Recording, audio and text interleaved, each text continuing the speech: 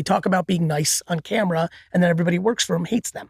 Yeah. That's what or you're you talking meet about. some people. And you know, once you get in the circles, you get to the truth. Well, and you podcast with someone that you think is The best. And you see the way they treat people in the office or the way they treat their own, and you're like, That's oh, right. that's so, it's so like It's disheartening. devastating. Never meet your heroes. Yeah, sometimes. Agreed. I mean, some are great. Agreed. Some are great. 88% versus 12% is a disappointing thing for all of us. Well, I'm disappointed too. Like, even I'm a on human. the I grew creator up, side, right? You start to see people that like are starting to kind of make it and they're getting the traction, and then all of a sudden they start to like believe their own hype, and they start. Of course. What is humility is the missing ingredient for almost everyone, because most people are grounded in insecurity versus actual confidence. Talk about that. Like, the reason I think I'm nice is because I'm confident. Like it's not super complicated. Most people have bad behavior from their own insecurities. Where do you think that comes from with you? Because the luck of the DNA drawn, epic parenting. My mom crushed it, but I also know that I have siblings and cousins and friends, and I have children. I see how the world works. It's not just parenting. It's not just environment. Like, I got very fortunate that it was part of my DNA, and then it got reinforced by a mother who really believed in kindness, who instilled that I was the best, so I believed her, but not that bullshit delusional, you're the best. You're the best, she told me, son. But then when I did things wrong, consequences. Modern parenting has fucked up. That's why I wrote Meet Me in the Middle. If you tell your kids they're the best, that's awesome. If that becomes delusion and you don't have ramifications and consequences for their poor behavior, then they become delusional. They get high on their own give a supply. specific Kind of entitled, delusional. It's a fine line. Yes, the entitlement in our society, in first world countries like America, parts of Western Europe, rich China and other places, is a fucking cancer. Do you get pushback at all at this point in your career? Like, we did an episode one time on hustle culture, and it was like a hot button issue.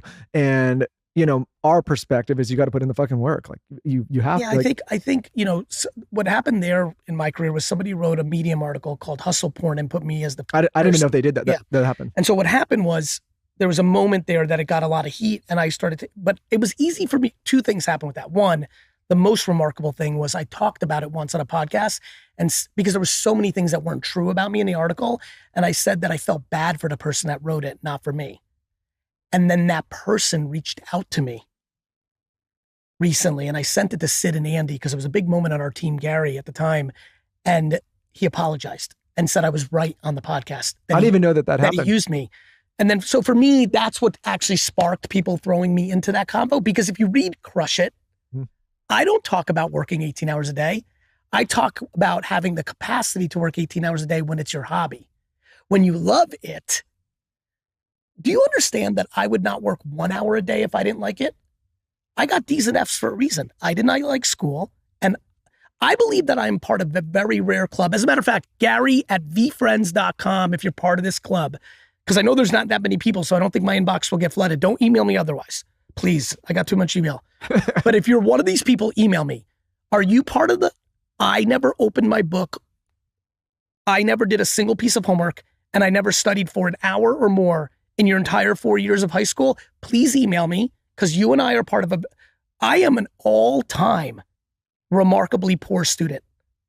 From freshman year to high school at North Hunterdon High School in New Jersey, I did not do one piece of homework in 4 years of high school. I never submitted a book report. I did my Scantron as A, B, C, D, E, like complete random. And I never studied once, not an hour in 4 years of high school. My capacity to work hard when I don't like it is zero.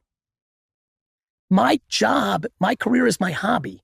I treat working the way people treat skiing and vacationing and cooking and watching Star Wars and playing video games.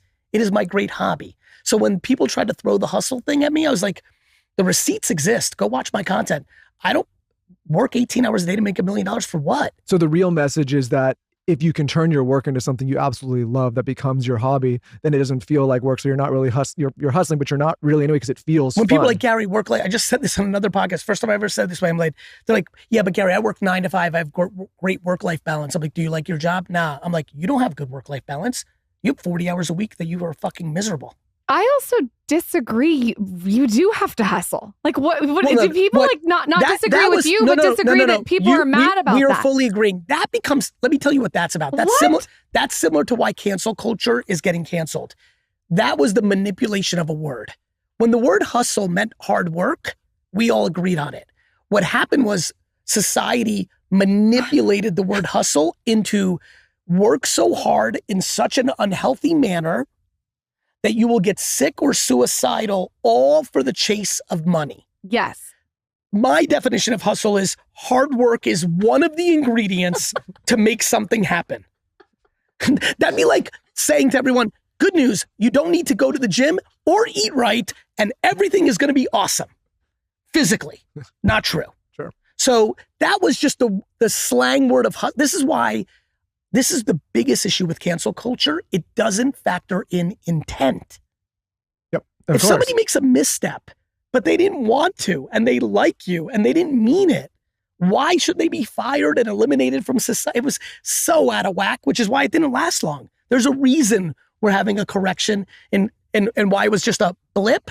It's not sustainable. It's not right. Yeah, it's why, like, honestly, we never, I mean, and I think it comes with having, like, a lot of people in that moment were maybe new or just getting started finding their foot. We've been doing this for so long now, not as long as you, but that it felt like a blip in time. 100%. And I kept looking like, there's no way you can sustain this way. And people would get frustrated that we wouldn't take it more seriously. But I'm like, it's not something. How are you not allowed to? By the way, I stopped using hustle during that time and just used hard work and work ethic. Just you want to cancel work ethic? Knock yourself. I don't give a shit what they want to cancel. It has nothing to do with me. Yeah. Like it's just like, here's the problem with life right now. Everyone has such audacity that they think everyone should see the world the way they see it. Oh, please. I have deep conviction of how I see things. I'm me. I'm Gary Vee. I write these. But when I tell you, I totally understand why people don't see it the same way. I have conviction that organic social media is the single most important starting point to marketing. I equally spend my career 7 hours, 10 hours a day, because I split it between VeeFriends and Vayner, with people who think a TV commercial is the most important thing. I think I'm right. I think they're stuck in yesterday. But guess what? I'm not mad at them. I don't hate them. I don't think they're stupid. I think they'll be proven to be wrong. I don't think in 2024, spending $4 million on making a commercial for television on a non-streaming service on network TV or cable is a good idea. I think it's actually the stupidest idea. But I'm not mad at anyone if they see it differently. What's a bad day look like for you?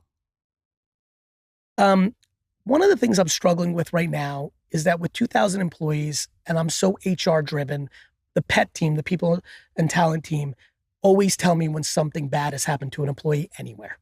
This is a big part of me wanting to be the human CEO I am, to the point where I'm actually debating maybe not doing it anymore. Because now at 2,000, when it was 50 people, 80 people, and everybody was 22, we were cruising. Nobody's parents were dying. Everyone was 22. Nobody's parents were dying. Nobody lost a baby. Nobody had, like, we were cruising. I was like, I'm the best. Meaning I'd have to hear about it once every few months and I would lean in. Now at 2,000 people, many of which are 40, 50, 30, things happen. People's siblings die. People's parents die. People lose a baby. People get sick. People themselves get sick and hurt. We had an incredible teammate get murdered in Brazil, I think, Colombia. Jesus. So the weight of a day-to-day negative thing of people I care about that work with me, heavy. So a bad day for me would be getting bad news about somebody in one of my companies